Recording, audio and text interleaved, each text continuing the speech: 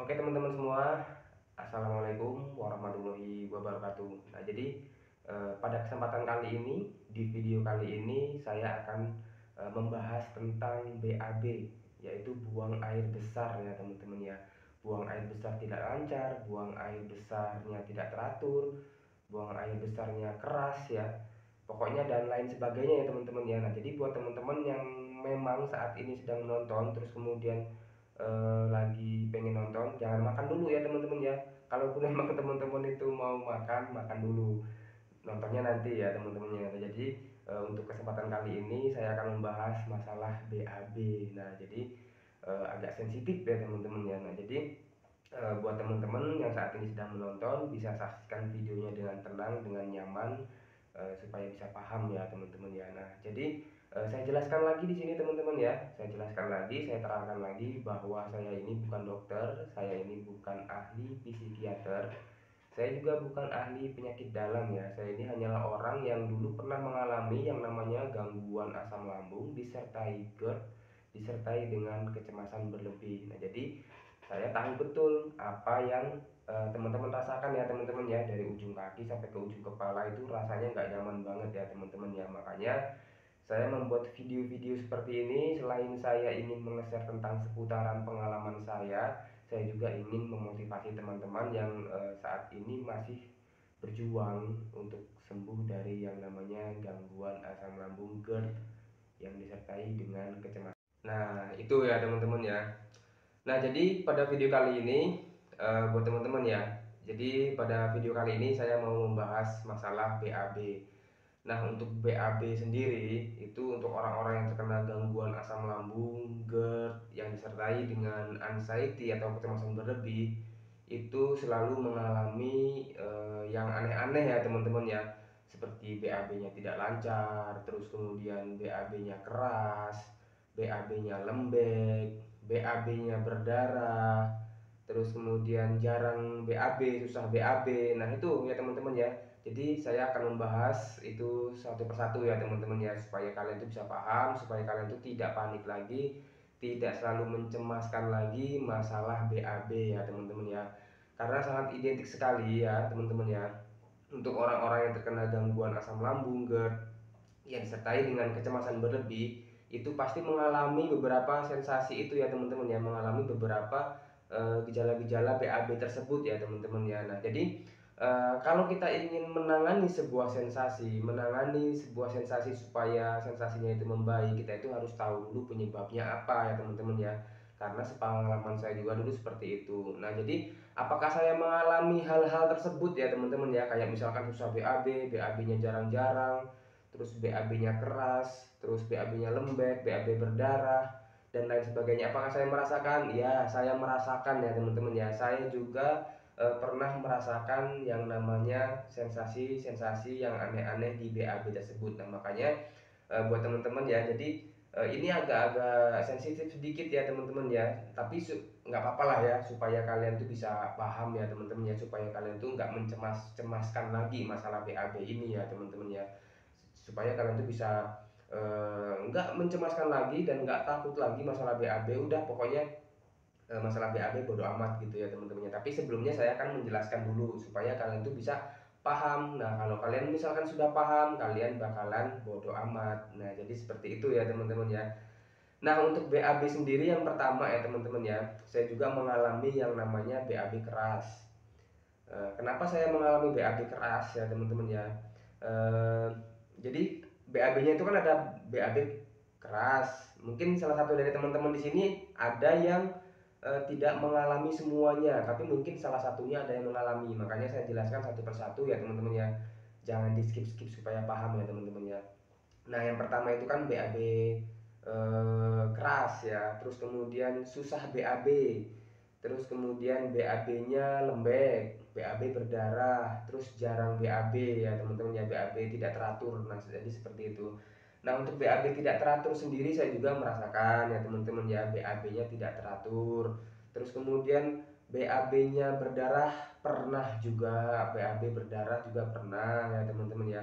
Terus kemudian BAB-nya tidak lancar atau seperti kita itu BAB itu cuma sedikit terus udah, sedikit udah gitu ya. Itu juga pernah ya teman-teman ya. Yang berdarah tadi udah belum ya? Yang berdarah ya, yang berdarah juga pernah ya teman-teman ya. Terus BAB hitam juga pernah ya teman-teman ya. Terus kemudian BAB susah atau keras tadi udah ya teman-teman ya. Nah jadi itu teman-teman ya. Untuk BAB, untuk masalah BAB itu saya mengalami semua. Kayak contohnya BAB berdarah itu saya mengalami juga. Jadi untuk orang-orang yang terkena gangguan asam lambung disertai dengan kecemasan berlebih, kalau misalkan mendapatkan sensasi kayak BAB itu yang berdarah itu, pasti pikirannya udah kemana-mana, pasti pikirannya macem-macem ya teman-teman ya. Apalagi kalau kalian itu udah searching-searching ke Google, searching-searching ke mana-mana, itu pasti yang keluar itu malah penyakit-penyakit yang menyeramkan ya teman-teman ya. Makanya di sini saya tekankan lagi buat teman-teman yang saat ini masih berjuang untuk sembuh dari yang namanya gangguan asam lambung GERD yang disertai dengan kecemasan berlebih. Kalau kalian sudah didiagnosa sama dokter, kalian hanya terkena gangguan asam lambung, dispepsia fungsional, dispepsia organik, atau mungkin GERD, anxiety psychosomatis. Kalau kalian sudah didiagnosa sama dokter itu seperti itu, ya udah, pokoknya untuk masalah BAB kalian jangan pikirin, udah deh, pokoknya ya teman-teman ya. Karena menurut pengalaman saya juga dulu seperti itu, semua itu bisa dijelaskan ya teman-teman ya. Seperti contohnya BAB berdarah. Nah, kenapa BAB-nya bisa berdarah? Ya kita harus kalau misalkan BAB-nya berdarah itu hanya di, maaf ya teman-teman ya, hanya di ujung anusnya itu aja yang berdarah ya teman-teman ya. Bukannya usus kalian berdarah terus kalian berak terus mengeluarkan darah, bukan seperti itu. Apalagi kalau misalkan kalian lagi BAB, terus pasti kalian perhatikan kan, untuk orang-orang yang terkena gangguan asam lambung itu pasti selalu memperhatikan itu, diperhatikan terus tiba-tiba terus kayak ada yang netes gitu ya, darahnya segar, netes, merah, tes tes tes gitu ya. Nah itu fix dari anusnya, dari bibir anusnya ya teman-teman ya. Maaf ya teman-teman ya, supaya kalian bisa paham aja. Nah jadi nggak apa-apa itu ya teman-teman ya, itu wajar, itu terjadi karena apa ya, karena kalian itu jarang BAB ya teman-teman ya. Karena kalian itu BAB-nya bisa jadi BAB kalian itu keras juga, makanya ketika keluar terus kemudian si bibirnya nih tadi tergores ya teman-teman ya, karena si BAB-nya tadi kan udah lama nggak dikeluarin terus tergores. Nah akhirnya dia langsung kegores bibirnya dan berdarah, nah netes. Apakah bisa sembuh? Bisa ya teman-temannya ya, buktinya saya juga bisa sembuh gitu ya teman-temannya. Terus kemudian BAB, masalah BAB apa lagi? BAB hitam. BAB hitam kalau misalkan kita searching ke dokter, searching di Google gitu ya, itu yang muncul penyakit yang aneh-aneh ya teman-teman ya, seperti eh, pendarahan lah di usus, apalah segala macam ya teman-teman ya. Jadi membuat kalian itu pasti selalu cemas, gelisah, was-was, takut ya. Nah, jadi saya kasih tahu lagi di sini teman-teman ya, untuk BAB hitam itu sendiri ya teman-teman ya. Kita harus memperhatikan juga nih masalah BAB-nya ya teman-teman ya. Coba kalian perhatikan ketika BAB kalian hitam, yang pertama nih, ketika BAB kalian hitam nih ya, yang pertama nih pasti BAB-nya keras.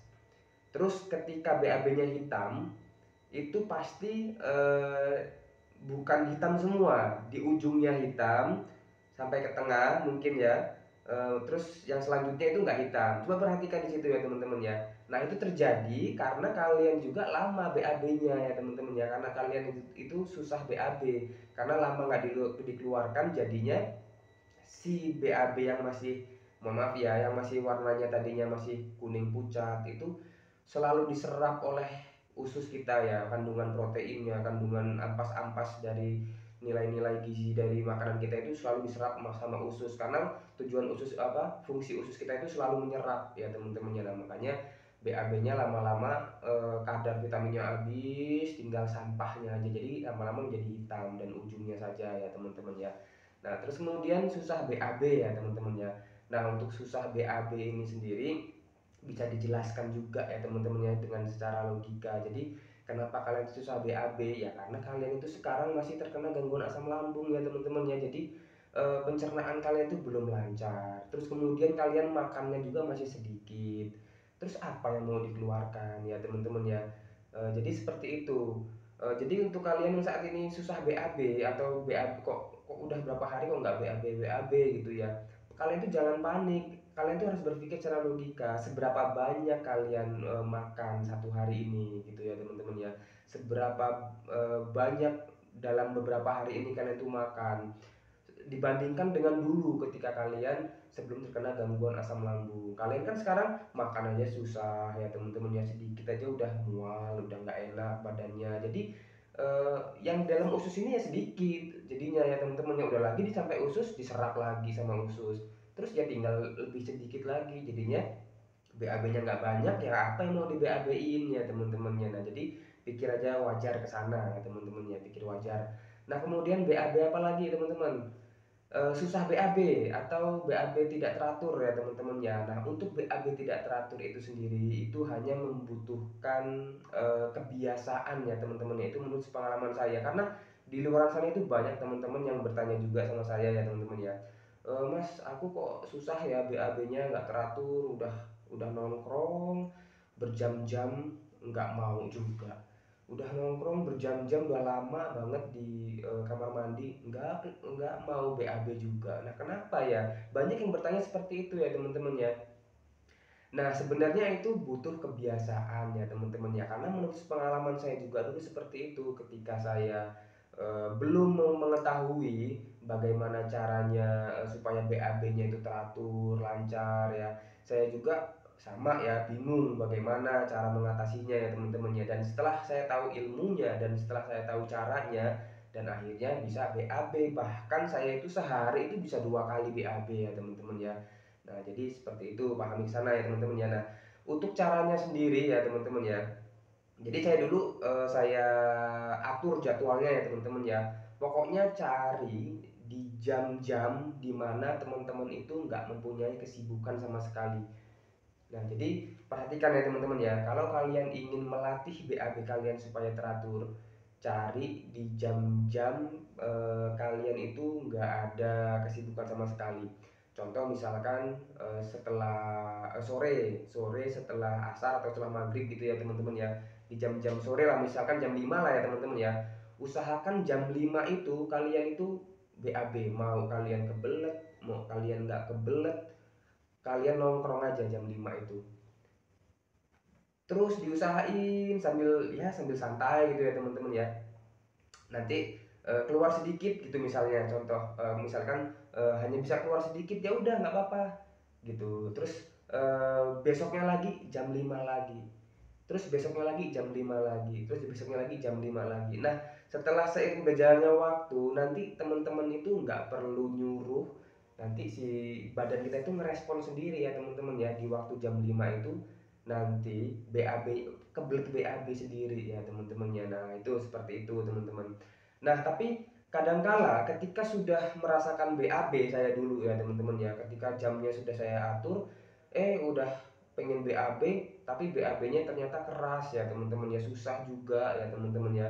Nah cara saya untuk supaya BAB-nya nggak keras ya teman-teman ya, saya dulu itu sering mengkonsumsi yang bikin BAB-nya itu enak, lancar gitu ya teman-teman ya. Yang sering saya konsumsi itu dulu labu siam, wortel, terus kemudian apa lagi ya?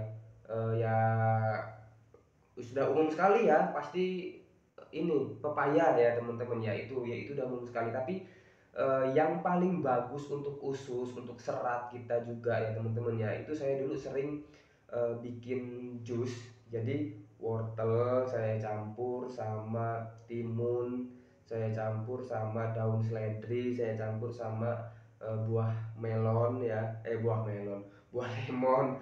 Terus kemudian saya campur dengan apel hijau, saya blender, terus saya minum ya teman-teman ya. Itu BAB-nya lancar banget ya teman-teman ya. Bahkan sampai sekarang nggak perlu disuruh pun ya teman-teman ya, BAB itu sangat-sangat lancar ya teman-teman ya.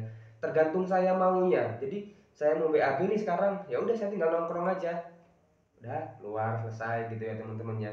Sampai sekarang seperti itu ya teman-teman ya. Dulu, tapi kalau dulu ya jangan ditanya ya teman-teman ya, mau BAB susah, kepikiran kemana-mana. Setelah udah kebelet BAB mau dikeluarin kok nggak bisa juga, keras. Giliran udah keluar, udah udah keras, sudah susah keluar ya, ternyata berdarah juga, hitam juga. Nah jadi pikirannya itu tambah nggak karuan, tambah kacau ya teman-teman ya, tambah kemana-mana ya teman-teman ya.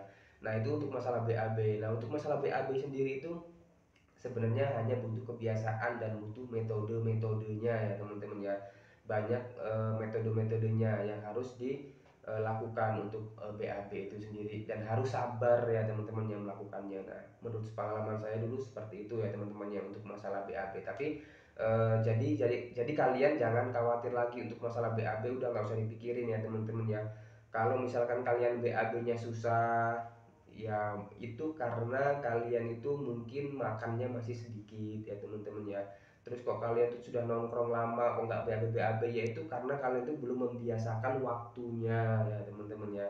Terus kemudian BAB-nya mencret atau mungkin BAB-nya keras ya. Kalau keras ya itu tadi yang saya jelaskan tadi ya teman-teman, yang mungkin BAB mungkin kalian itu eh, ketika selalu menahan BAB, atau ketika keras itu ya karena diserap, si BAB yang lembek tadi itu sudah diserap sama si usus tadi, dan akhirnya menjadi keras dan akhirnya menjadi susah, terus kalian terus males BAB ya teman-teman ya. Terus kalian kurang minum air putih juga, BAB-nya keras ya teman-teman, BAB-nya nggak lancar ya teman-teman ya. Nah ini menurut pengalaman saya juga ya teman-teman ya. Kalau kita ingin lebih gampang juga melakukan BAB itu, saya dulu sering minum air hangat ya teman-teman ya. Sering minum air hangat, jadi ketika saya minum air hangat, saya nggak kebelet nih, misalkan pagi-pagi terus saya minum air hangat, langsung tuh si usus itu langsung bermain ya, bergejolak gitu ya. Ususnya itu kayak bekerja gitu ya, terus akhirnya kebelet BAB, terus kadang-kadang keluar sendawa, kadang-kadang buang angin. Nah jadi seperti itu ya teman-teman ya. Jadi semua yang terjadi di dunia ini bisa dijelaskan dengan logika ya teman-teman ya. Jadi penyakit-penyakit yang kita alami ini, maksudnya ya teman-teman ya, gangguan yang kita alami ini semuanya bisa dijelaskan secara ilmiah atau secara logika, dan dampak-dampaknya pun, bagaimana cara penyembuhannya pun bisa bisa menggunakan cara ilmiah tanpa obat ya teman-teman, tanpa obat-obatan. Nah jadi kita harus mempunyai pemahaman ke sana ya teman-teman ya. Nah jadi seperti itu teman-teman video yang dapat saya bagikan masalah BAB. Nah jadi untuk teman-teman yang saat ini sedang menonton, bisa bantu subscribe-nya ya teman-teman ya, bisa bantu subscribe-nya juga. Terus kemudian klik tombol loncengnya, ketika ada video-video saya yang terbaru, kalian akan dapat notifikasi dari video-video saya yang terbaru itu. Terus kemudian jangan lupa like-nya juga. Terus kemudian jangan lupa juga doakan supaya saya sehat selalu, supaya bisa memotivasi kalian selalu juga ya teman-teman ya. Nah saya akhiri videonya ya teman-teman ya. Wassalamualaikum warahmatullahi wabarakatuh.